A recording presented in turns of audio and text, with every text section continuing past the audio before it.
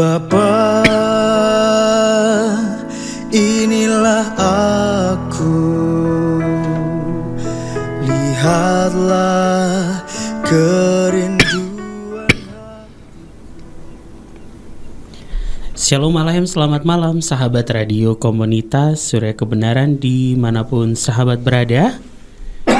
Di hari ini bersama dengan kami di 107.8. Salam jumpa kembali dalam program Refleksi sampai nanti dengan pukul 9 malam di hari ini sahabatku. Ya sahabat, di hari Selasa dengan narasumber yang luar biasa pastinya dan juga materi yang akan kita bahas bersama-sama. Dan juga kami mengundang atensi sahabat di 0816654532 untuk pertanyaan sahabat di malam hari ini.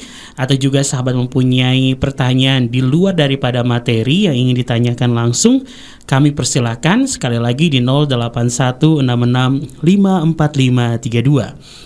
Sahabatku yang mendengarkan di 107.8 maupun yang mendengarkan di live streaming dari setiap kota, kabupaten, di provinsi lainnya, dari setiap kepulauan yang ada di Indonesia, bahkan yang ada di negara lainnya. Di malam hari ini sahabatku sudah hadir bersama dengan kami, yaitu bersama dengan Rio di studio. Dan untuk sahabat yang pastinya diberkati, di studio sudah hadir Bapak Gembala Dr. Yakub Sulistyo STHMA. Shalom alaikum, selamat malam Dad. Shalom Rio, selamat malam. Sahabat Surya Kebenaran dimanapun berada juga selamat malam. Ya, apa kabar? Kabarnya haleluya, dahsyat, luar biasa. Yes, wow. Wow, ya, sahabat yang diberkati, di hari ini ya bersama dengan Bapak Gembala Yakub Sulistyo, kita akan membahas sebuah materi yang luar biasa sudah dipersiapkan pastinya. Dan juga sahabatku, Rio ingatkan materi di malam hari ini nanti bisa sahabat ikuti kembali atau menonton kembali di channel YouTube Yakub Sulistyo. Dan sahabatku, di malam hari ini nanti dengan beberapa sesi yang sudah dipersiapkan. Oleh karena itu sekali lagi 0816654532 untuk atensi pertanyaan sahabat di malam hari ini. Ya baik Dad, di malam hari kita akan membahas tentang apa nih Dad? Malam ini saya akan membahas tentang misteri hari ketiga, Rio. Misteri hari ketiga. Nah ini misteri hari ketiga tentang apa nih sahabatku ya? Apa 3 hari dari sekarang? Iya, oke baik. Untuk mempersingkat waktu daripada kita berlama-lama nih Dad. Mungkin bisa langsung saja kita memulai di malam hari ini. Silakan Dad. Ya, terima kasih Rio. Sahabat Surya Kebenaran dimanapun berada, saya memang membuat judul misteri hari ketiga. Saya akan sampaikan terlebih dahulu arti dari misteri itu. Apa sih arti misteri? Misteri adalah sesuatu yang belum diketahui dengan pasti dan menarik keingintahuan orang-orang. Judulnya memang sengaja saya buat penuh misteri ya. Jadi seperti kemarin itu misteri box itu ya. Misteri box. Misteri box. Kali ini bukan misteri box tapi misteri hari ketiga. Judulnya saya sengaja buat dengan ada kata misteri karena memang banyak orang ingin tahu, namun tentu saja apa yang kitab suci tulis tentang hari ketiga bukanlah misteri.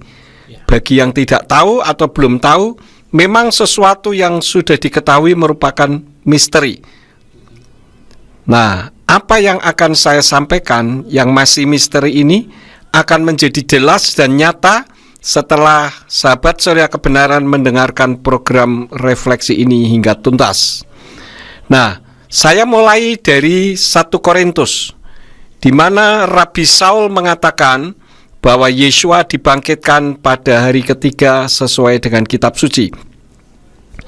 Lebih jelas di dalam 1 Korintus 15 ayat yang keempat dari Indonesian Literal Translation dikatakan, dan bahwa dia telah dikuburkan, juga bahwa dia telah dibangkitkan pada hari yang ketiga sesuai dengan kitab suci. Sepanjang sejarah Israel, hal-hal penting terjadi pada hari ketiga. Misalnya ketika Bapak Yahweh menyuruh Abraham untuk mengorbankan Yitzhak di Gunung Moria. Itu juga pada hari ketiga, Yom HaShelishih. Abraham mengangkat matanya dan melihat ke tempat itu dari jauh. Lebih jelasnya Kejadian 22 ayat yang keempat dari Indonesian Literal Translation mengatakan, pada hari yang ketiga, Avram mengangkat matanya dan melihat ke tempat itu dari kejauhan. Pada hari ketiga inilah Avram hampir mengorbankan putranya sampai seekor domba jantan muncul sebagai pengganti. Dengan demikian, Tuhan menyelamatkan Yitzhak dari kematian tertentu sehingga ia dapat hidup bersama ayahnya. Karena alasan ini, kitab Ibrani mengatakan bahwa Abraham menganggap bahwa Elohim bahkan mampu membangkitkan Yitzhak dari kematian yang darinya, kalaupun misalkan harus terpaksanya dikorbankan. Abraham beriman bahwa pasti Bapa Yahweh mampu membangkitkan kembali. Karena itu di dalam Ibrani 11 ayat yang ke-19 dari Indonesian Literal Translation berbunyi, karena menganggap bahwa Elohim itu sanggup untuk membangkitkan pula dari antara yang mati, dari sanalah juga secara kiasan dia telah menerimanya kembali. Hal ini karena Bapa Yahweh tidak pernah mengambil dari manusia. Bapa Yahweh itu pemberi, yang mengambil adalah setan. Karena itu kalau ada orang yang menggunakan ayat yang seringkali dipergunakan di kitab Ayub kalau tidak salah, atau Ayub yang mengatakan Yahweh yang memberi, Yahweh yang mengambil, terpujilah nama Yahweh. Nah, ini Yahweh sebetulnya tidak pernah mengambil. Lalu kenapa ada ayat seperti itu? Itu sebetulnya ayat ketika Ayub dalam keadaan stres. Jadi itu adalah ucapan orang yang stres. Karena kitab suci mengatakan di dalam Yohanan atau Yohanes 10 ayat yang ke-10 dari Indonesian Literal Translation dikatakan, pencuri tidak datang kecuali untuk mencuri, membunuh dan membinasakan. Aku datang supaya mereka memperoleh hidup dan memperolehnya berkelimpahan. Kitab suci juga menampilkan kebangkitan lainnya ketika Yonah juga dibiarkan Elohim berada di perut ikan 3 hari 3 malam. Yonah keluar dari perut ikan setelah 3 hari 3 malam. Selosah Yamim Uslosah Leyot. Itu ada di dalam kitab Yonah 1 ayat yang ke-17. Lebih jelasnya dari Indonesian Literal Translation ditulis, maka Yahweh menentukan seekor ikan besar untuk menelan Yonah, dan Yonah pun berada di dalam perut ikan selama 3 hari 3 malam. Jadi kembali selalu ada 3 hari 3 malam. Jadi terjadi pada hari yang ketiga. Yeshua juga mencatat bahwa sama seperti Yonah berada 3 hari 3 malam di dalam perut ikan besar, demikian pula anak manusia akan berada 3 hari 3 malam di dalam perut bumi sebelum dibangkitkan. Nah, ini ikan yang menelan Yonah ini ikan besar kalau di dalam kitab suci. Tetapi ada guru sekolah minggu yang mengajar itu ikan paus katanya. Waduh, itu sebetulnya salah. Kenapa? Karena kalau diselidiki secara sains bahwa ikan paus itu di kerongkongannya itu ada, katanya ada duri-duri. Saya tidak tahu karena saya belum pernah meneliti ikan paus. Tetapi katanya ada duri-duri yang ketika orang lewat di situ itu sudah pasti mati. Ya, tapi kitab suci tidak mengatakan itu ikan paus, tetapi ikan besar dikatakannya demikian. Nah, di dalam kitab Matius pasal yang ke-12 ayat yang ke-40 dari Indonesian Literal Translation dikatakan, sebab sebagaimana Yonah berada di dalam perut ikan 3 hari 3 malam, demikianlah anak manusia akan berada di dalam rahim bumi 3 hari 3 malam. Jadi Yeshua pun di perut bumi 3 hari 3 malam. Bukan dibunuh hari Jumat lalu bangkit pada hari Minggu, yang tepatnya jamnya tidak ada yang mengetahui. Melalui kesempatan ini, saya tidak akan menerangkan secara detail masalah kematian Yeshua ini, karena sudah pernah saya terangkan di YouTube juga ada. Tapi intinya Yeshua mati di salib itu pada hari Pesak, dan yang bukan dirayakan hari kebangkitan, melainkan hari kematian. Karena hari kematian yang diistilahkan hari Jumat Agung tidak pernah tertulis dalam kitab suci. Itu adalah istilah dari doktrin gereja. Oleh karena itulah maka saya memulihkan kembali istilah-istilah yang keliru supaya kita mengetahui bahwa hari raya Pesak itu bukan merayakan hari kebangkitan. Pesak adalah hari kematian Yeshua HaMashiach. Kemudian apa yang Rabi Saul sampaikan di awal program kita, yaitu di kitab 1 Korintus pasal 15 ayat yang keempat, mungkin Rabi Saul memikirkan ayat lain ketika memikirkan tentang kebangkitan Yesua. Karena menurut Hosea, setelah 2 hari Tuhan akan menghidupkan kita kembali pada hari ketiga, Yom HaSelisi. Dia akan membangkitkan kita sehingga kita dapat hidup di hadapannya. Lebih tepatnya di dalam Hosea 6 ayat yang kedua berbunyi sebagai berikut. Dia akan menghidupkan kita setelah 2 hari, pada hari yang ketiga dia akan membangkitkan kita dan kita akan hidup di hadapannya. Jadi dari tadi selalu yang dibicarakan hari ketiga. Nah, pertanyaannya, kenapa hari ketiga? Nah, supaya lebih nikmat, kita akan dengarkan di sesi yang kedua saja untuk kenapa hari yang ketiga. Baik. Ya, sahabat yang diberkati oleh Tuhan, ini berbicara tentang misteri hari ketiga. Kalau mungkin dulu kita pernah dengar tentang kenapa harus 7. Nah, itu pernah Dedi bahas juga kan, apa harus 7. Nah, sekarang ini tentang misteri hari ketiga. Nanti kita akan lanjutkan lagi di sesi yang kedua, sahabatku, di hari ini. Oleh karena itu jangan kemana-mana, tetaplah bersama dengan kami. Dan sahabatku, ingat di 08166554532 kami menunggu atensi pertanyaan sahabat dalam program Refleksi Radio Surya Kebenaran.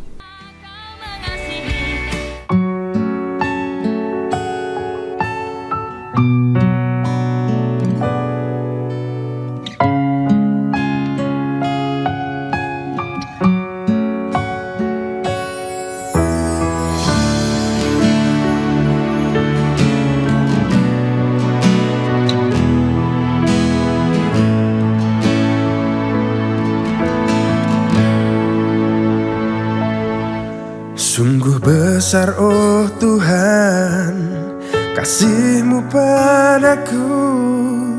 Kau benarkan aku, Kau layakkan aku, Kau sucikan aku dari dosa-dosaku.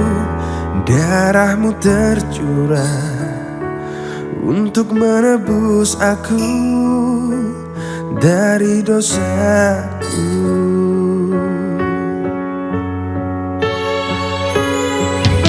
Dengan apakah Tuhan kan ku balas kasih-Mu? Ku hanya memiliki puji, sembah dan syukur. Bertahtalah Tuhan di atas segala pujian, sebab Kaulah Rajaku, Engkaulah Tuhanku yang penuh kasih.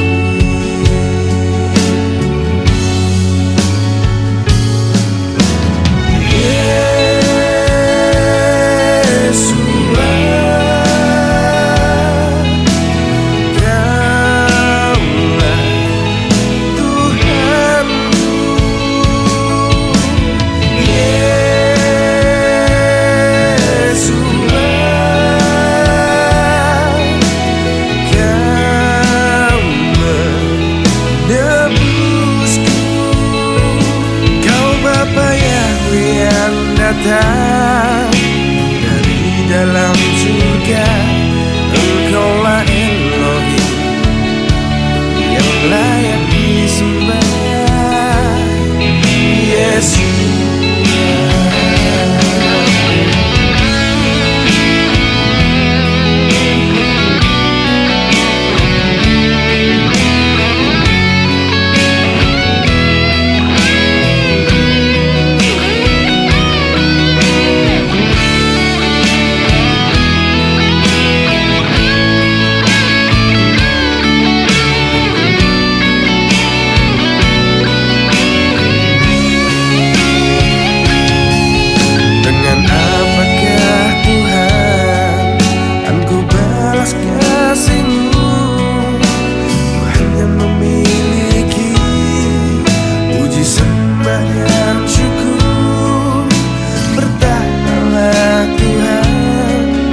Atas segala pujian, sebab Kaulah Rajaku, Engkaulah Tuhanku yang penuh kasih.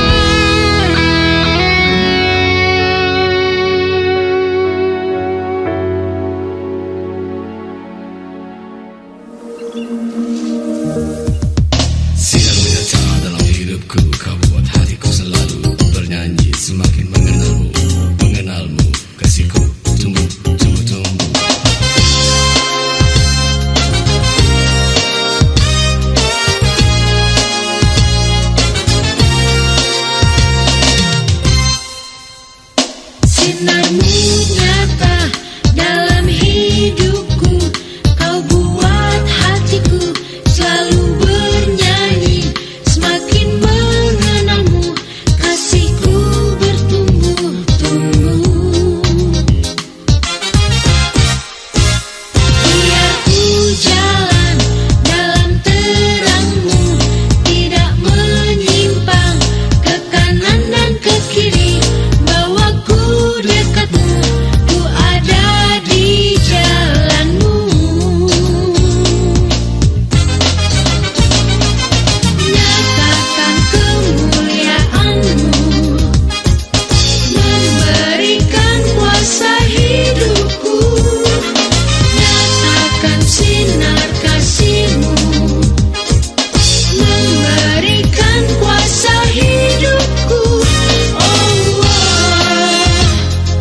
Biar ku jalan dalam jalanmu, tidak menjimat ke kanan dan ke kiri. Bahwa ku dekatmu, ku ada di jalanmu.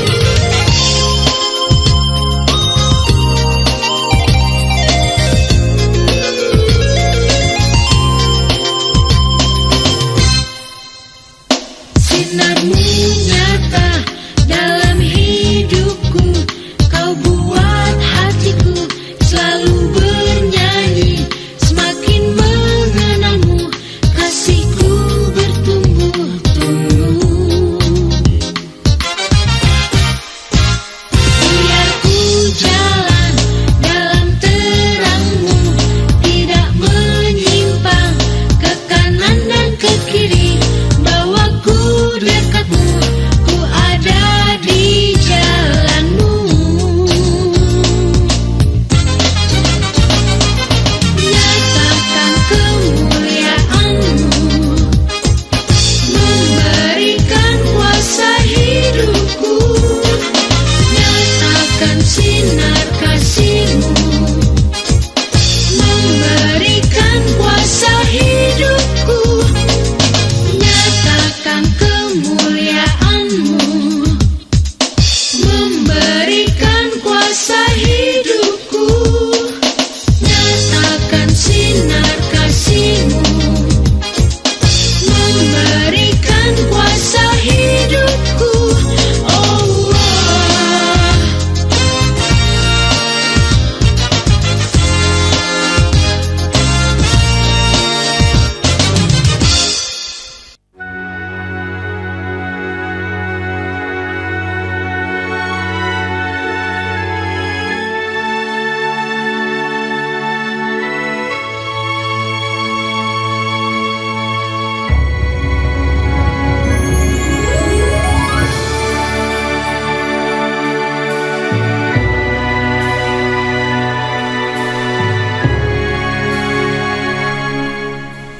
Baiklah sahabatku, di 107.8 masih bersama dengan kami dalam kebersamaan dalam program refleksi, berbicara tentang misteri hari ketiga bersama dengan Bapak Gembala Dr. Yakub Sulistyo STHMA. Ya sahabat yang baru bergabung, kami ucapkan selamat bergabung. Dan di malam hari ini silakan langsung saya di 0816654532. Kami menunggu atensi pertanyaan sahabat. Ya baiklah Dad, dan kita akan mulai saja langsung masuk pada sesi selanjutnya. Sebelum nanti kita akan melihat pertanyaan-pertanyaan dari sahabat yang sudah masuk di malam hari ini. Silakan Dad. Terima kasih Rio. Sahabat Surya Kebenaran, kembali saya sampaikan kenapa hari ketiga? Kenapa bukan hari pertama, kedua, atau keempat? Kenapa hari ketiga? Seperti yang Rio tadi sampaikan, saya pernah membahas hari yang ketujuh ya. Kenapa angka 7? Kenapa angka 7 ya. Jadi sebetulnya setiap angka itu memiliki makna yang dalam. Cuman kali ini saja kita membahas tentang yang ketiga ya. Jadi kenapa hari ketiga? Di dalam kitab Hosea, yaitu di dalam Perjanjian Lama versi bahasa Aram, menyamakan hari ketiga dengan hari kebangkitan orang mati. Jadi ini menurut tradisi orang-orang Aramaik bahwa hari ketiga itu secara tradisinya menyamakan dengan hari kebangkitan orang mati. Kemudian hal yang kedua, 3 dalam piktograf huruf Ibrani yaitu Gimel, berarti pride atau kebanggaan. Ini menunjukkan kebanggaan dari bukti hasil. Maka Yeshua saat di bumi pernah mengatakan di dalam kitab Matius 16 ayat yang ke-21 dari Indonesian Literal Translation dikatakan, sejak saat itu Yeshua mulai menunjukkan kepada para muridnya bahwa seharusnya lah dia pergi ke Yerusalem dan menderita banyak hal dari para tua-tua dan imam-imam kepala dan para ahli kitab, dan dibunuh dan dibangkitkan pada hari ketiga. Kemudian di dalam Yohanan atau Yohanes 2 ayat yang ke-19 dari Indonesian Literal Translation dikatakan, Yeshua menjawab dan berkata kepada mereka, hancurkanlah tempat suci ini, dan dalam 3 hari aku akan mendirikannya kembali.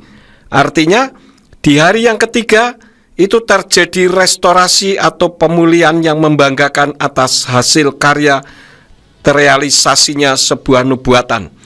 Artinya bahwa hari ketiga itu merupakan hari keramat, bagaimana hal itu menjadi satu kebanggaan. Ya, tadi dikatakan dalam piktografnya Ibrani yaitu huruf Gimel itu berarti pride atau kebanggaan. Dan artinya bahwa semua yang diucapkan itu pada akhirnya menjadi nyata pada hari yang ketiga. Yang ketiga, mukjizat dan berkat itu dinyatakan pada hari yang ketiga. Karena di dalam Kejadian pasal yang ke-22 ayat yang ke-4 sampai ayat yang ke-14 saya akan bacakan, memang ini agak panjang ayatnya, tetapi untuk supaya lebih jelas sahabat saudara kebenaran mendengarkannya. Dari Indonesian Literal Translation, Kejadian 22 ayat 4 sampai 14 berbunyi, pada hari yang ketiga Avram mengangkat matanya dan melihat ke tempat itu dari kejauhan. Kembali di sini diucapkan pada hari yang ketiga. Lalu Avram berkata kepada orang-orang mudanya, tinggallah kamu di sini dengan keledai ini. Aku dan anak ini akan pergi ke sana. Lalu kami akan bersembayang, kemudian kami akan kembali kepadamu. Lalu Avram mengambil kayu untuk persembahan bakaran dan menaruhnya ke atas bahu Yitzhak anak laki-lakinya, dan dia pun membawa api dan pisau di tangannya, dan mereka keduanya berjalan bersama-sama. Dari ayat ini saja kita sudah melihat adanya satu kejanggalan. Dikatakan di situ, lalu Abraham berkata kepada orang mudanya. Jadi di sini ada satu orang muda, kemudian ada Yitzhak, kemudian ada Abraham. Jadi ada 3 orang, ya. Dikatakan lalu Abraham berkata kepada orang-orang mudanya. Orang-orang muda ini bisa 2, bisa 3, katakanlah lebih dari 1 lah. Ya, dikatakan tinggallah kamu di sini dengan keledai ini. Berarti semua orang tinggal di situ. Aku dan anak ini akan pergi ke sana. Jadi pada saat Abraham naik ke Gunung Moria itu berapa orang nih, Rio? Di situ dikatakan aku dan anak ini akan pergi ke sana. 2 orang ya. Lalu kami akan sembahyang. Berapa orang yang sembahyang? 2. Kemudian kami akan kembali kepadamu. Berapa? 2 juga. Padahal dikatakan kan dengan orang-orangnya itu, kalian semua tinggal di sini. Aku dengan anak ini akan naik ke atas. Berarti kan yang naik 2 orang. Kemudian kami akan sembahyang, masih 2 orang. Nah setelah itu kan Yitzhak dipersembahkan. Seharusnya di situ ayatnya mengatakan apa? Aku akan kembali kepadamu. Tetapi di sini menggunakan kata kami. Ya, nanti saya akan terangkan. Lalu Abraham mengambil kayu untuk mempersembahkan bakaran, menaruhnya ke atas bahu Yitzhak anak laki-lakinya, dan dia pun membawa api dan pisau di tangannya, dan mereka keduanya berjalan bersama-sama. Dan Yitzhak berbicara kepada Abraham, ayahnya, dan berkata, ayahku. Dan dia menjawab, inilah aku anakku. Dan dia bertanya, di sini ada api dan kayunya, tetapi di manakah domba untuk persembahan bakaran itu? Coba Rio, kalau misalkan Rio menjadi Abraham, ketika anak Rio menanyakan, bapakku, di sini ada kayu dan api, tetapi di manakah domba untuk persembahan bakaran. Bagaimana perasaan Rio pada saat itu? Pasti berat. Berat untuk mengatakan ya. Betul. Karena untuk mengatakan kamulah yang menjadi dombanya, kan begitu seharusnya ya. Jadi ini satu perjalanan yang penuh dengan peperangan secara psikologis ya. Kemudian ayatnya mengatakan, dan Abraham menjawab, Elohim akan melihat domba untuk mempersembahkan bakaran baginya, anakku. Dan mereka keduanya terus berjalan bersama-sama.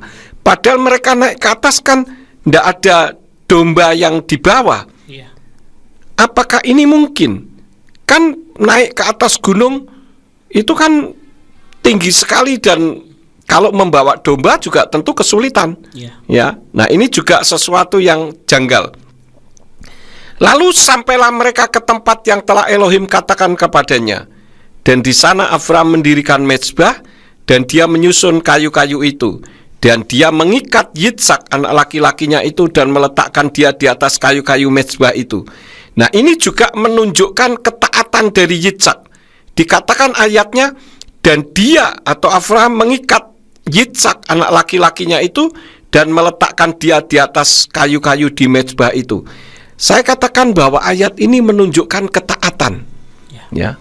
Karena kalau misalkan Yitzhak tidak mau dikorbankan, bisa enggak? Bisa enggak, Rio?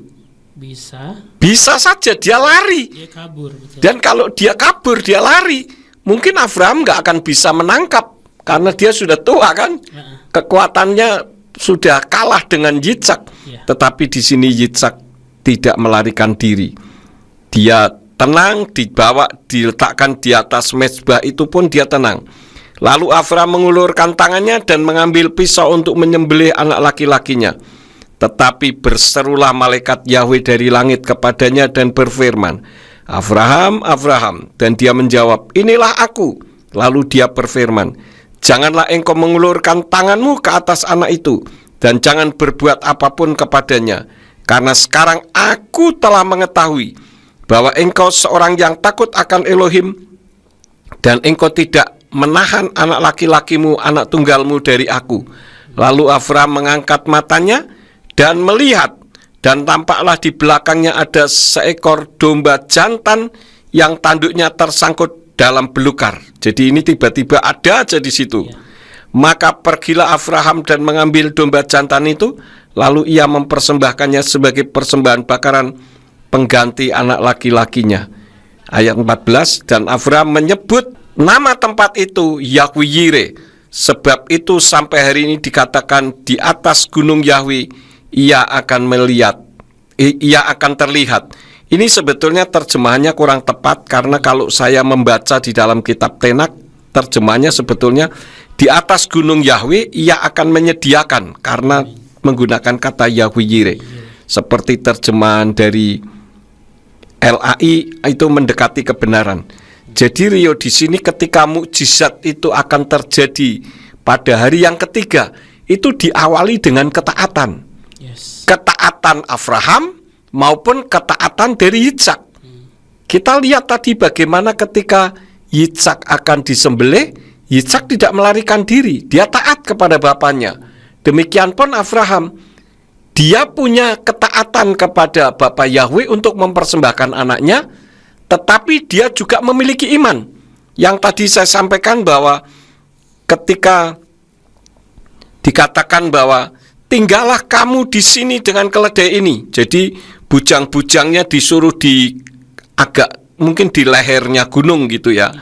Aku dan anak ini akan pergi ke sana. Lalu kami akan sembahyang. Kemudian kami akan kembali kepadamu.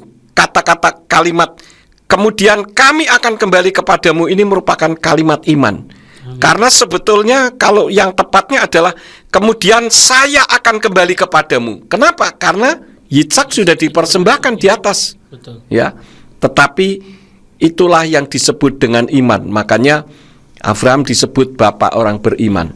Nah, ini mengandung makna bahwa kalau kita ingin ada mukjizat yang terjadi pada hari yang ketiga, maka diawali dengan ketaatan, diawali dengan iman.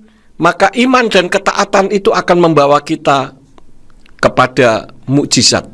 Cuman yang sering kali terjadi kan kita dipengaruhi oleh pandangan mata kita, Rio. Kalau menurut pandangan mata kita tidak mungkin, bagaimana mungkin semuanya bisa terjadi? Padahal tadi mereka naik ke atas tidak ada domba, tetapi tiba-tiba ada. Nah, itu semua adalah Yahweh yang menyediakan. Makanya disebut Yahweh Yireh, Yahweh yang menyediakan. Kalau kita beriman bahwa Bapa Yahweh mampu menyediakan, pada hari yang ketiga ketika kita bergumul dengan ketaatan dan dengan iman, maka mukjizat itu masih terjadi di dalam kehidupan kita. Ya, karena ini merupakan firman. Nah, sekarang apa maknanya dalam mengaplikasikannya bagi kita? Karena apa yang tadi saya sudah sampaikan itu tentu saja bisa diaplikasikan di dalam iman kita. Nah, apa maknanya dalam mengaplikasikannya bagi kita? Nanti saya sampaikan di sesi yang ketiga saja. Ya sahabatku, apa maknanya dalam mengaplikasinya bagi kita? Ini dari pembahasan kita di malam hari ini akan kita dengarkan bersama-sama di sesi yang ketiga. Oleh karena itu sahabatku, bagi sahabat yang sudah mempunyai pertanyaan, silakan langsung saya di 0816654532. Kami menunggu atensi sahabat dan kita menghadirkan dulu lagu pujian berikut ini. Tetaplah bersama dengan kami.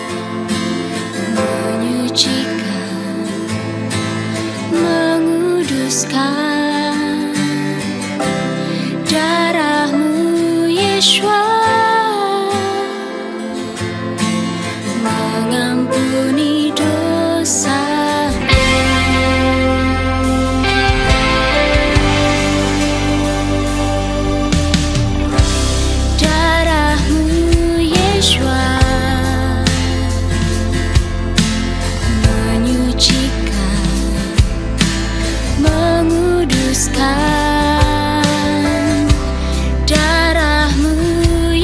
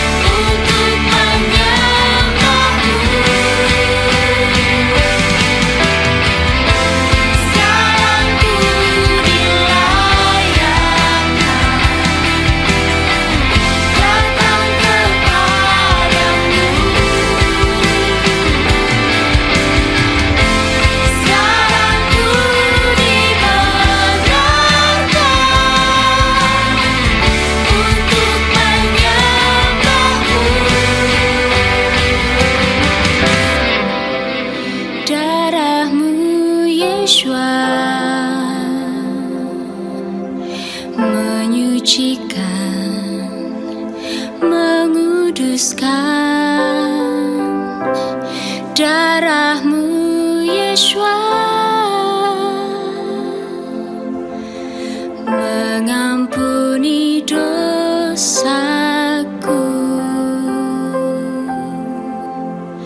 mengampuni dosaku.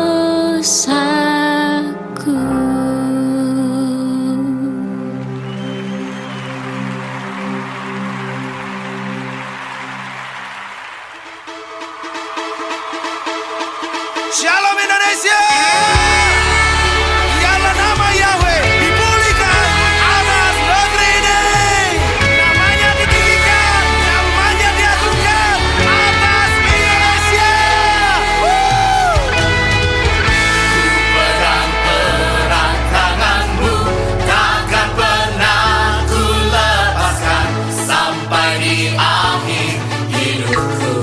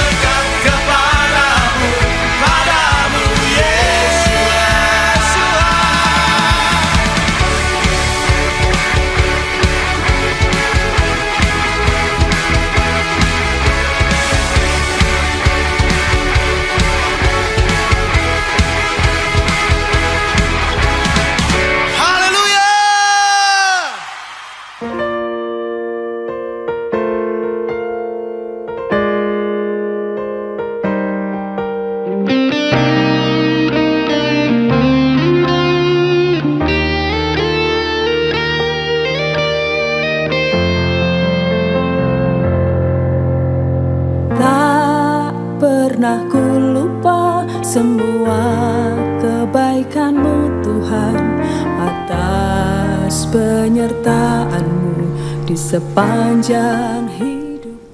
107.8 sahabat yang diberkati oleh Tuhan, sahabat setia Radio Surya Kebenaran. Iya, di malam hari ini sahabatku, tentang misteri hari ketiga kita membahas nih. Untuk sahabatku yang sudah mengikuti sejak awal dari sesi pertama dan sesi yang kedua di malam hari ini, silakan langsung saya di 0816654532 bagi sahabat yang sudah mempunyai pertanyaan. Baik, di malam hari ini sahabatku sudah ada penanya yang masuk ini kembali dengan Dokter Ayu di malam hari ini, Dad. Ya. Iya. Selamat pagi Dokter Ayu. Senang sekali bisa ketemu walaupun masih di frekuensi. Ya, semoga nih suatu hari bisa berjumpa langsung. Amin, amin. Shalom Pastor Yakub ya, Ya, dan shalom, Kak shalom, Rio, amin. amin, shalom. Apa kabar Pastor Yakub? Kabarnya haleluya, Dokter Ayu. Selamat pagi dari Toronto, Kanada. Iya. Pertanyaan saya hari ini, di manakah Yesua? Ini pertanyaan pertama Ya. dari Dokter Ayu. Di manakah Yesua dalam 3 hari antara kematian dan kebangkitannya? Apakah Yesua mengalami masuk ke Firdaus seperti ia katakan kepada seseorang yang disalibkan di sebelahnya? Ya, saya sudah pernah menyampaikan ayat-ayatnya dan sekaligus firman-Nya bahwa ketika orang yang ada di samping Yesua itu mati, itu tidak langsung serta-merta mereka ada di Firdaus. Nah, itu nanti Dokter Ayu bisa surfing saja di YouTube saya. Tetapi kalau selama 3 hari Yesua mati, itu bukan ke Firdaus, justru Yesua selama 3 hari itu ke dunia orang mati. Dan hal itu bisa dilihat di dalam kitab 1 Kepa atau 1 Petrus 3 ayat 18 sampai ayat yang ke-20 yang berbunyi demikian. Sebab Hamasya juga telah menderita karena dosa-dosa sekali untuk selamanya, yang benar ganti yang tidak benar, supaya dia dapat mendekatkan kita kepada Elohim. Karena di satu sisi telah dijadikan mati dalam daging, tetapi di sisi lain dijadikan hidup dalam roh. Dalam pada itu pula, ketika pergi kepada roh-roh yang ada dalam penjara, dia mengumumkan kepada yang dahulu tidak taat, ketika 1 kali kesabaran Elohim menanti pada zaman Noah, dengan mempersiapkan sebuah bahtera yang ke dalamnya hanya sedikit, yaitu 8 jiwa yang telah diselamatkan dari air. Jadi selama 3 hari 3 malam itu Yesua berada di dalam dunia orang mati untuk mengumumkan, ya, untuk memberitakan Injil. Nah, memberitakan Injil di sana bukan berita Injil yang mempunyai konsekuensi pertobatan, tidak, tetapi memberitakan bahwa di balik kematian ada kehidupan. Karena orang-orang yang hidup pada zaman Noah pada saat itu, mereka meskipun ada di dalam penjara, di dalam dunia orang mati, mereka masih belum ngeh, istilah orang Jakarta, masih belum paham kalau sebetulnya mereka adalah berada dalam kehidupan kekal, tetapi bukan kehidupan kekal yang nikmat bersama dengan para saleh-saleh Tuhan, tetapi hidup kekal dalam penjara yang akhirnya akan membawa mereka kepada kematian kekal. Ya, istilahnya demikian. Jadi selama 3 hari itu Yesua turun ke dunia orang mati, tidak pergi ke Firdaus. Begitu Dokter Ayu. Baik, terima kasih Dedi sudah menjawab pertanyaan pertama dari Dokter Ayu. Ini pertanyaan kedua dari Dokter Ayu. Pastor, kenapa di dalam 7 hari raya tidak ada hari raya menyinggung tentang peringatan kenaikan Yesua, dan kenapa tidak dirayakan? Ya, saya sudah pernah menyampaikan Dokter Ayu bahwa 7 perayaan itu semuanya mengacu kepada Yesua Hamasya. Jadi kalau kita merayakan Pesak itu kan hari kematian, ya kan? Tetapi kalau gereja pada umumnya kan Jumat Agung, ya. Kemudian setelah itu perayaan yang kedua adalah Yom Hamatsah atau perayaan roti tidak beragi. Itu mengungkapkan bahwa Yesua sebagai roti hidup, Yesua adalah firman yang hidup. Ya. Nah, kemudian yang ketiga itu Yom Habikurim atau perayaan buah sulung. Itulah yang mempresentasikan kebangkitan Yesua dari kematian. Jadi sebetulnya 7 perayaan itu semua mengacu kepada Yesua HaMasiah. Begitu Dr. Ayu. Nah ini sekarang yang kenapa tentang kenaikan nih ya? Oh, Nah, itu kenaikan. tentang kenaikan ya. Ah. Tentang kenaikan memang Kenapa dalam 7 hari raya tidak ada yang menyinggung tentang itu dan kenapa tidak dirayakan? iya. Ya, karena memang kenaikan itu tidak merupakan sesuatu yang signifikan untuk iman seseorang ya. Jadi kalau semua hari-hari raya itu kan menyangkut tentang iman keselamatan. Baik. Sedangkan kenaikan itu kan tidak ada kaitannya dengan keselamatan.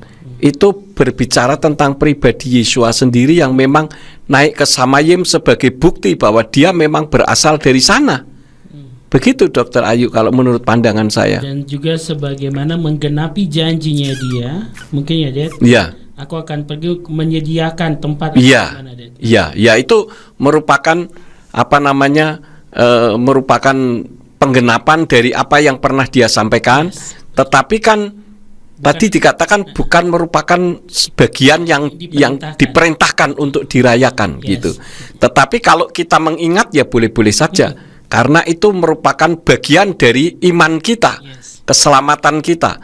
Jadi Yesua naik ke Samayim, ke sorga itu sebagai bukti bahwa dia memang berasal dari Samayim, Amin. berasal dari sorga ya. Tentu dialah yang mampu menyelamatkan Yes. untuk membawa manusia ke sorga. Begitu Dr. Ayu. Terima kasih sekali untuk pertanyaannya yang luar biasa ini. Baik, terima kasih Dedi sudah menjawab Ya. pertanyaan kedua. Ini pertanyaan ketiga Ya, masih ya. dari Dr. Ayu. Jika Yesua adalah Bapa Yahweh itu sendiri, mengapa ia selalu berkata dalam beberapa hal itu bahwa hanya Bapa saja yang tahu, anak pun tidak mengetahuinya? Oh, itu tentang hari kedatangannya ya. Itu saya membaca di dalam kitab Dutire Hebrew, ternyata kata anak pun tidak itu tidak ada Dr. Ayu. Jadi hanya malaikat-malaikat di sorga. Bunyinya gimana tuh ayatnya ya? Saya sampai lupa nih, blank akhirnya saya. Coba Rio sampaikan. Ya, coba. Saya tiba-tiba jadi blank ini. Ya, sahabat yang diberkati oleh Tuhan di malam hari ini ada pertanyaan ketiga dari Dr. Ayu. Jika Yesua adalah Bapa Yahweh itu sendiri, mengapa ia selalu berkata dalam beberapa hal bahwa hanya Bapa saja yang tahu, anak pun tidak mengetahuinya? Ya, jadi itu adalah ketika Yesua seolah-olah mengatakan dia tidak tahu kapan dia datang kembali untuk yang kedua kali, kan begitu. Tetapi di dalam kitab berbahasa Ibrani, Dalam Matius 24 nah, saya akan lihat dulu ya. ayat 36. Bentar, saya lihat dulu biar mantap begitu ya. Ya, Matius berapa? 24 24 ayat 36. Nah, namun mengenai hari dan saat itu tidak seorang pun mengetahuinya, bahkan para malaikat di sorga pun tidak, kecuali Bapakku saja. Jadi ini berbeda sekali dengan terjemahan dari Indonesian Literal Translation dengan Lembaga Alkitab Indonesia. Lembaga Alkitab Indonesia menerjemahkannya, tetapi tentang hari dan saat itu tidak seorang pun yang tahu, malaikat-malaikat di sorga tidak, dan anak pun tidak. Nah, kata dan anak pun tidak itu di dalam bahasa Ibrani-nya tidak ada. Ya. Nah, sekarang kalau dan anak pun tidak, itu berarti membuktikan kalau Yesua bukan Yahweh. Dan Yesua bukan juru selamat. Karena dia masa datang yang kedua kali aja dia tidak tahu, sedangkan Rio mau siaran aja tahu. Iya, betul. Begitu Dr. Ayu. Tapi memang saya melihat di Dutile Hebrew memang tidak ada kata-kata itu. Jadi memang Yesua tahu ya. Jadi seperti terjemahan dari Indonesian Literal Translation itu sudah benar. Begitu Dr. Ayu. Baik, terima kasih Dedi sudah menjawab 3 pertanyaan dari Dr. Ayu. Ini terakhir diucapkan thanks Pastor. Iya. Ya, Bapak Yahweh Sama-sama. memberkati. Amin, Dr. Ayu, terima amin. kasih sudah bergabung bersama dengan kami di hari ini.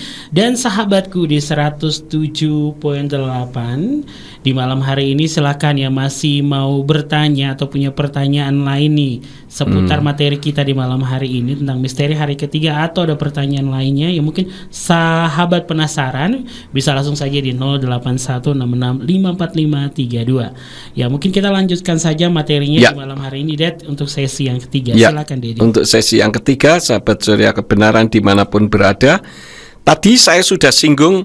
Yang pertama adalah apa maknanya dalam mengaplikasikannya bagi kita. Yang pertama tadi sudah saya singgung, yaitu tentang iman dan ketaatan. Memang kalau kita membaca di dalam kitab suci kita yang sudah terkanon ini hanya diceritakan begitu saja. Tetapi kalau di Seper Hayasar memang diceritakan secara detail perjalanan yang penuh dengan tantangan itu. Baik secara faktor psikologis, faktor iman, faktor ketaatan, itu betul-betul ketika kita membaca di Seper Hayasar itu seperti kita seolah-olah ikut ada di dalamnya. Ya, karena begitu luar biasa kalau kita aplikasikan seperti yang tadi saya tanya kepada Rio. Kalau misalkan Rio bawa anak, kemudian anaknya katakan, "Dad, kita mau kemana ini? Api dan kayu sudah ada. Nah, lalu dombanya mana? Padahal yang akan dijadikan domba adalah anaknya. Wah, ini menurut saya merupakan suatu peperangan kejiwaan yang sangat luar biasa. Mungkin ngomong juga Abraham terbata-bata dan mungkin juga nggak tega untuk mengatakannya, tetapi dengan terpaksa dia harus mengatakan juga. Ya, dan ini menunjukkan bahwa iman dan ketaatan itu harus bekerja bersama-sama. Kalau iman dan ketaatan bekerja bersama-sama, maka mukjizat akan dinyatakan. Hal yang kedua, tidak menyerah ketika ke-1 dan kedua mukjizat belum terjadi. Imani saja hari ketiga mukjizat dinyatakan.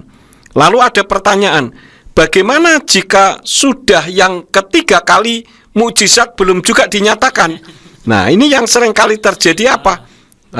Sudahlah, capek juga saya, sudah beriman bertahun-tahun, tetapi tidak ada hasilnya, kan begitu.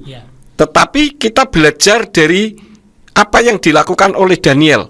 Di dalam Daniel 6 ayat yang ke-10 dari Indonesian Literal Translation dikatakan, dan ketika Daniel mengetahui bahwa maklumat itu telah ditandatangani, pergilah dia ke rumahnya, dan jendela-jendela kamar atasnya terbuka ke arah Yerusalem, dan dia bersujud 3 kali sehari, berdoa dan memuji di hadapan Elohim sebagaimana dia melakukannya sebelumnya.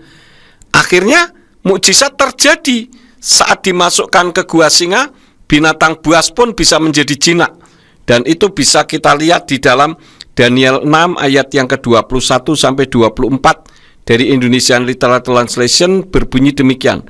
Lalu Daniel berkata kepada raja, "Ya raja, hiduplah selamanya.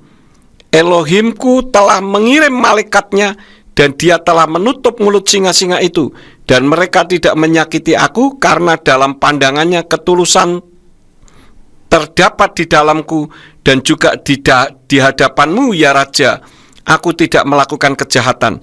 Nah, di ayat 22 ini dikatakan di pandangannya ketulusan terdapat di dalamku. Jadi ini berbicara tentang kejujuran, berbicara tentang sikap hati dan motivasi. Bagaimana supaya mukjizat terjadi digabungkan dengan yang pertama tadi, yaitu adanya iman dan ketaatan, termasuk juga kejujuran. Ini akan membawa mukjizat itu segera terjadi. Ayat 23, dan raja sangat bahagia terhadapnya. Dia memerintahkan supaya mereka mengangkat Daniel dari dalam gua itu. Maka Daniel dibawa keluar dari dalam gua itu, dan tidak ada cedera ditemukan kepadanya, karena dia percaya kepada Elohimnya. Nah, ini yang sering kali terjadi. Iman, oke. Kemudian apa tadi? Selain iman, ketaatan. Ketaatan oke. Kejujuran oke. Tetapi tidak percaya kepada Elohimnya. Nah, ini berakibat apa? Orang tidak melakukan seperti apa yang Daniel lakukan. Daniel lakukan apa? Dia berdoa. Ayat 24 dikatakan, Dan raja bertitah dan mereka membawa semua orang yang telah menuduh Daniel. Lalu mereka melemparkan orang-orang itu ke dalam gua singa. Mereka, anak-anak mereka dan istri-istri mereka. Dan singa-singa itu menyerang mereka dan meremukkan tulang-tulang mereka sebelum sampai ke dasar gua itu. Jadi apa yang ditakutkan berubah menjadi berkat. Kan pada saat itu Daniel tentu secara manusiawi takut juga karena masuk ke gua singa. Tetapi justru mendatangkan berkat. Dan ini ingat saya ketika tahun 2001 kalau tidak salah, ketika saya difitnah oleh saudara-saudara dalam tanda petik, saudara-saudara saya yang katanya satu iman, dikatakan saya membuang Allah, kemudian saya harus berhadapan dengan orang yang memiliki kepercayaan lain. Secara manusia kan takut. Tetapi yang terjadi justru seperti yang Daniel alami. Daniel secara manusiawi takut masuk ke gua singa, tetapi karena ketulusan dan sebagainya yang tadi saya sebutkan, justru menjadi berkat. Nah, ketika saya diperhadapkan karena fitnahan saya katanya membuang Allah, sehingga saya berhadapan dengan orang-orang yang tidak seharusnya saya hadapi, secara jasmani takut, tetapi justru menjadi berkat. Ketika saya ceritakan, maka orang-orang yang membuat saya takut itu mengatakan, sudah begini saja Pak Pendeta, Bapak bikin saja gereja baru, nanti kalau pemerintah tidak mengizinkan, nanti kami yang maju membantu Bapak. Ini kan luar biasa sekali, Rio. Artinya bahwa mujizat itu terjadi. Nah, oleh karena itulah, maka kita tidak boleh menyerah. Kita mengimani, tetapi ternyata masih belum dapat. Jangan kita menyerah. 2 hari yang lalu atau kemarin saya lupa, itu ada teman saya, kalau Rio misalkan mendengar ada orang yang menerangkan tentang nama Allah dalam bahasa Arab itu, Pak Sahril Komar, beliau kemarin bersaksi bagaimana keluarganya yang selama ini menentang akhirnya menerima keselamatan, dan beliau hitung itu 27 tahun mendoakannya untuk sampai menerima keselamatan. Nah, ini kan luar biasa. Ada banyak yang Yesus ajarkan tentang perumpamaan supaya kita jangan jemu-jemu berdoa. Tetapi terkadang kita malas karena apa, kita merasa Tuhan sudah tidak mau mendengar nih. Nah, ini jangan sampai terjadi seperti itu. Kenapa? Karena Tuhan kita itu maha mendengar, dan kita harus meyakini bahwa Tuhan bukan hanya mendengar, tetapi beliau mendengarkannya dan mengabulkannya. Ini yang harus kita pegang secara iman, ya. Dan kalau kita imani seperti gereja ini juga semuanya dari hasil doa, dari hasil iman, dari hasil ketaatan dan sebagainya. Ya, itu ceritanya cukup panjang dan tidak memungkinkan untuk saya ceritakan malam ini. Demikian, Rio. Ini sesi yang ketiga. Ya, nanti untuk sesi berikutnya closing statement saya sampaikan. Ya, sahabat yang diberkati oleh Tuhan, ketaatan, iman, dan juga kejujuran. Nah, ini yang membawa kita nih. Nah, kalau tadi Dedi sempat singgung bahwa mereka bilang berhadapan dengan orang yang tidak seiman. Ya, itu kan sebuah kejujuran, benar kan?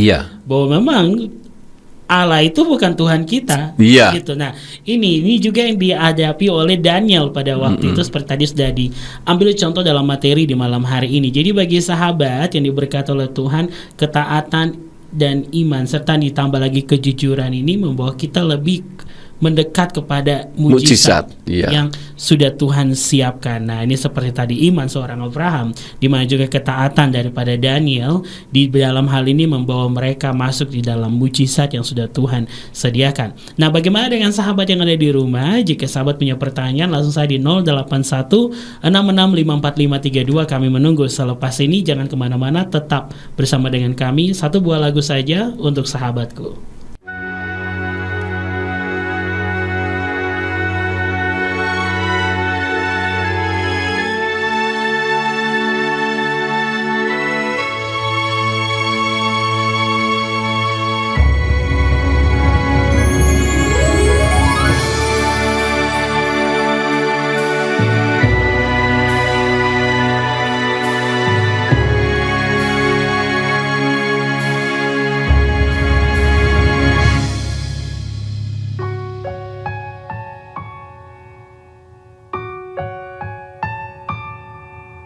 Sujud aku menyembahmu, kepadamu oh Tuhan. Dengan segenap hatiku penuh harap, ku naikkan doaku.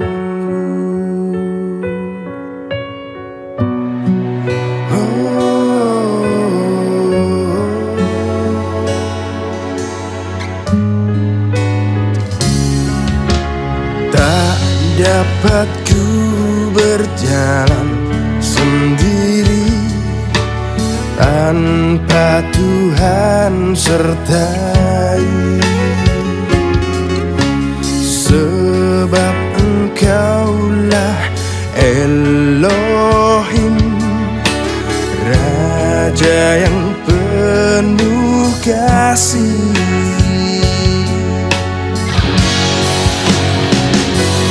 Tuhan, aku memujimu.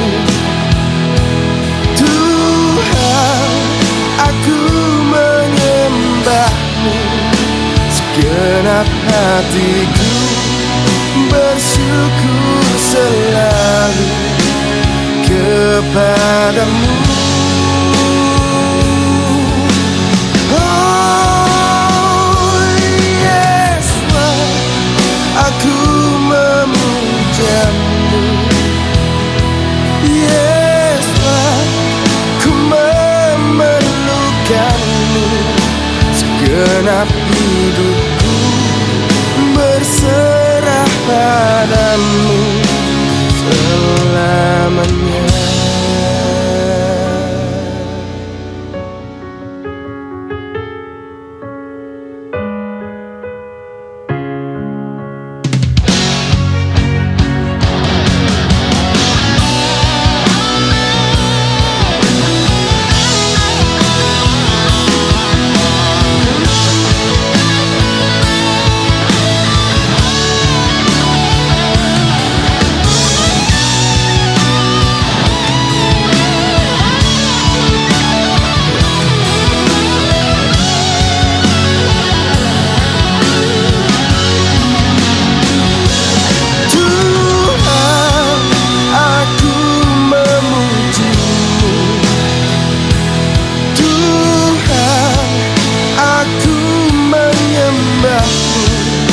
Segenap hatiku bersyukur selalu kepadamu.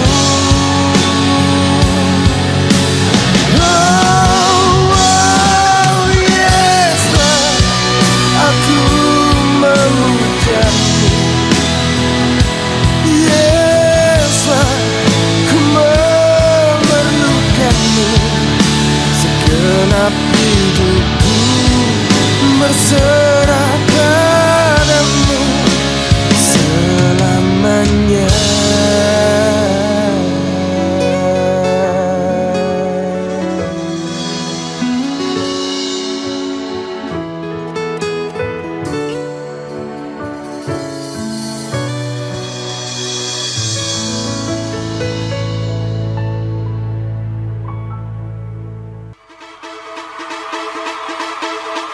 Shalom Indonesia. Biarlah nama Yahweh dipulihkan atas negeri ini. Baiklah sahabat yang diberkati oleh Tuhan, di sesi yang ketiga sudah kita lewati dan ini sekarang kita kembali dengan pertanyaan nih Dad. Ya. Di malam hari ini. Ya. Ini pertanyaan jauh kembali nih dari luar kota lagi tapi Ya. dari dalam Indonesia. Wah. Haleluya. Oh, kalau haleluya, saya sudah bisa tebak nih. Yes, dari kota Surabaya. Ya, terima kasih dari Surabaya. Ini Pak Jo Romi kembali bergabung Ya. bersama dengan kita. Selamat sahabat. malam Pak Jo. Selamat malam Pak Jo. Sehat selalu Bapak. Amin, Yang memberkati. amin. Shalom, selamat malam Dedi Yakub yang penuh dengan hikmat Bapa Yahweh, oleh karena anugerah yang kekal selalu dalam pengajaran sehingga menjadi Haleluya. berkat untuk banyak orang. Haleluya, haleluya. Haleluya, terpujilah Bapak Yahweh. Dan ini buat Rio nih, penyiar selalu ceria nih. Haleluya. Yes, ini haleluya juga nih. Ya, pertanyaannya ini yang pertama dari Pak Jeromi, lingkup alam roh berarti ada penjara. Dan itu belum masa penghukuman. Apakah benar demikian, Dad? Ya, jadi gini Pak Ju, kalau untuk masalah alam roh tentang yang tadi Yesua turun ke dunia orang mati, itu seperti yang kita sering mendengar, ada orang bersaksi, ada si A disiksa oleh setan, begitu ya. Jadi setan itu disiksa di situ, menyiksa di situ. Tetapi itu bukan alam kekekalan, tempat di mana neraka nanti kita, kalau ada orang-orang jahat bisa tinggal di sana. Ya. Karena kalau di neraka itu setan itu justru disiksa. Tetapi kalau alam yang tadi disampaikan oleh Pak Jo itu, setan justru ikut menyiksa. Karena itu sering kali banyak orang mendapatkan penglihatan si A disiksa oleh setan, si B disiksa oleh setan dan sebagainya. Dan ini orang tidak saling berkenalan satu dengan yang lain, tetapi ya itulah dunia roh ya. Jadi seperti itu Pak Jo. Baik, terima kasih Dedi sudah menjawab pertanyaan pertama. Ya. Ini pertanyaan kedua dari Pak Jeromi. Ya. Bagaimana dengan kisah orang kaya dan orang miskin yang duduk di pangkuan Bapak Abraham? Di sana diceritakan sudah ada penderitaan tentang api neraka. Apakah ada tingkatan dalam dunia alam roh? Ya, jadi apa yang ditulis di dalam kitab suci tentang orang kaya dan El-Azhar atau Lazarus yang miskin, itu sebetulnya merupakan perumpamaan saja ya, yang menggambarkan itulah misteri di balik kematian. Artinya bahwa kematian itu bukan akhir dari segala-galanya. Seperti ini barusan saya kan baru ada dari rumah duka. Ya, di rumah duka itu ada orang bertanya, "Pak, ini yang meninggal ini kan karena kecelakaan. Di mana rohnya? Apakah rohnya seperti orang katakan gentayangan?" Saya bilang tidak. Ayatnya seperti yang tadi Pak Jo sampaikan. Ya, jadi ketika seseorang meninggal, mau kecelakaan, mau sakit dan sebagainya, tidak ada masalah tentang sarananya itu. Jadi kalau orang yang meninggal ini adalah orang yang mengenal kebenaran, yang menjemput malaikat dibawa ke Firdaus, di mana surga dan neraka kan sampai sekarang belum ada. Tetapi kalau yang meninggal ini orang yang jahat, yang melawan Tuhan, hidupnya tidak karu-karuan, jahatnya terhadap orang lain, itu juga dibawa malaikat, tetapi tidak dibawa ke Firdaus, tetapi dibawanya ke Gehenna, yang orang katakan siksa kubur itu. Ya, karena kebetulan Tuhan juga izinkan saya mengerti, diberi kasih karunia untuk mengerti dunia supranatural atau dunia roh. Karena sejak umur 4 tahun saya bisa melihat setan. Jadi saya sedikit banyak tahu walaupun saya tidak tahu semuanya. Begitu Pak Jo. Baik, terima kasih Dedi sudah menjawab pertanyaan kedua. Ini pertanyaan ketiga dari Pak Jeromi. Apakah surga juga ada tingkatannya? Sebab Rabi Saul pernah mengatakan bahwa dia pernah ke surga tingkat ketiga. Iya. Terima kasih Pak Jo. Ini pertanyaan teologis nih kalau menurut pendapat saya. Jadi gini, memang saya belum pernah dibawa ke surga. Artinya saya kan tidak tahu tentang masalah itu, karena kan saya belum pernah dibawa dalam dunia supranatural pun belum gitu. Tetapi saya pernah membaca dari keterangan yang ditulis oleh Dick Bible. Dick Bible itu ditulis oleh Venice Jennings Dick yang menyelidiki 50 tahun bersama dengan istrinya. Di sana dikatakan bahwa yang dimaksud oleh Rabi Saul tentang 3 tingkatan sorga itu adalah, yang pertama adalah tingkat ruang di mana burung-burung bisa berterbangan. Itu tingkat pertama.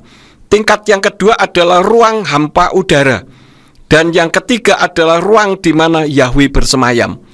Tapi bukan sorga tempat di mana nanti kita tinggal. Karena sorga tempat di mana kita tinggal itu nanti diciptakan setelah ada tahta Elohim yang besar itu di dalam kitab Wahyu. Setelah penghakiman berakhir, baru nanti sorga dan neraka akan diciptakan. Kalau sekarang yang ada adalah Gehenna dan Firdaus. Begitu Rio. Begitu Pak Ju. Ya, mungkin ini juga bisa dikatakan hanya sebagai kiasan ya, Dad. Iya. Jadi itu apa namanya kalimat semacam apa ya, hiperbola begitu. Jadi hal di mana makhluk hidup, di mana adanya sebuah kematian bahwa kehidupan kekal, yaitu tempat di mana Yahweh bersemayam. Mungkin seperti itu ya. Betul. Karena kita tidak tahu apa isi firman itu seperti apa. Yang jelas kan itu apa yang dilihat oleh Rabi Saul kan beda dengan pandangan orang ya. Betul. Dan kalau orang yang tidak mengerti dunia supranatural ya menebak-nebak saja. Akibatnya ya jadi yang tidak ada diada-adakan. Nah itulah. Karena itu saya katakan secara jujur, karena saya belum pernah dibawa ke Samayim, ya saya tidak berani mengatakan sesuai yang kebenarannya. Tetapi saya pernah membaca di Venice Genetic atau Dick Bible, ya itu tadi 3 tingkatan itu, tempat di mana burung-burung terbang, tempat di mana hampa udara, dan tempat di mana Yahweh bersemayam. Begitu Pak Jo. Kalau dibawa ke Samayim, kita lebih milih nggak kembali ya? Nggak akan kembali. Makanya kalau ada orang bilang saya naik turun ke Samayim, saya bilang ini bukan betul-betul naik turun, tapi mimpi gitu. Betul. Karena kalau sudah masuk ke sana, nggak akan pulang. Nggak usah ke sana lah. Ke Amerika saja berapa banyak orang-orang pelajar Indonesia yang sudah belajar di Amerika, mereka akhirnya justru nggak mau pulang tuh karena melihat kemodernannya Amerika begitu ya. Yang beda itu kan anak saya Simeon Sulistyo, dia saya sekolahkan S2 di mana, di Pensacola dengan tujuan supaya bisa berkarier di sana. Malah ndak betah karena memang beliau panggilan Tuhan. Saya sekolahkan S2 seharusnya 2 tahun, malah dikejar 1 tahun selesai. Saya ikut ke sana untuk menghadiri wisudanya. Giliran saya pulang, beliau ikut pulang. Sampai teman-teman saya bilang, "Lu Simeon pulang for good?" Iya. Lu semua teman-teman saya heran. Kenapa? Karena kebanyakan orang Indonesia kalau sudah sampai ke sana enggak mau pulang. Ini justru lain. Kenapa? Karena itu panggilan Tuhan. Begitu Pak Ju. Ya, baik, terima kasih Dedi. Dan ini Pak Joromi di terakhir. Demikian pertanyaan saya, Ded, biar menjadi berkat bagi banyak orang. Terakhir, doakan pendengar di acara terakhir. Haleluya. Haleluya. Bapak Yahweh memberkati, dan mungkin next bisa bahas tentang alam roh ya, Ded. Saya memang sudah punya rencana akan membuat seminar tentang dunia supranatural, Rio. Tetapi tidak memungkinkan kalau melalui radio. Paling nanti hasilnya bisa di ini. Cuman karena hasil banyak saya ambil dari YouTube, mungkin juga tidak bisa masuk ke YouTube karena pasti ada copyright, kena copyright. Ya, mungkin nanti kita sama-sama dukung dalam doa ya Pak Joromi, biar nanti apa yang sudah dirancanakan oleh Dedi Yakub tentang dunia supranatural ini bisa nanti terrealisasikan, dan biar nama Bapak saja yang dipermuliakan. Dan kita lanjutkan, Ded, ini masih dari kota Surabaya, tapi berbeda orang nih, Ded.